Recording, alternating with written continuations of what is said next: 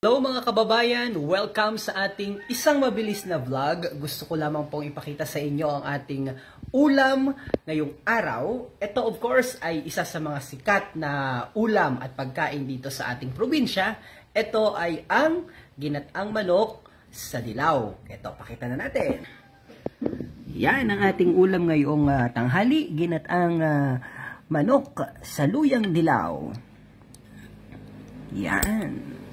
Sarap!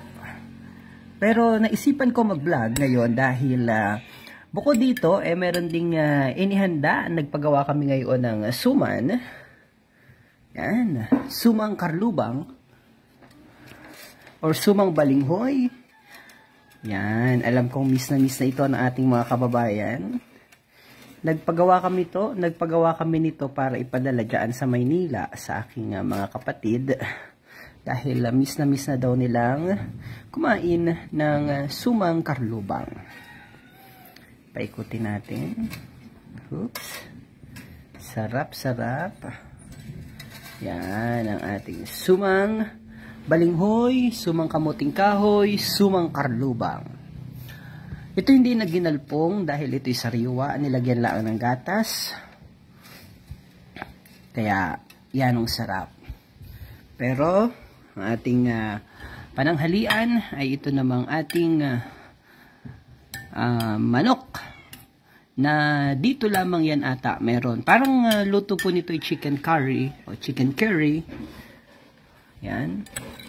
Pero sa Marinduque ito ay nalagyan ng dahon ng sili, nalagyan ng kapaya, tapos yung ating manok, mas maganda kung native na manok pero walang mabili ngayong native na manok kaya commercial chicken laang.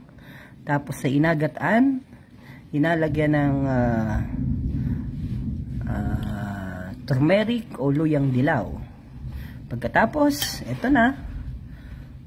Instant ginataang manok sa luyang dilaw. Yan. Sarap. Meron ding pritong isda pa dito. Yan. Tira kaninang umaga. At ito. So, sarap na ating pangapagkain. Marinduque. Okay. So, alanan po. Laging antabayanan ang ating mga vlog. Dito lamang sa Marinduque News. Kasama si DJ Myong.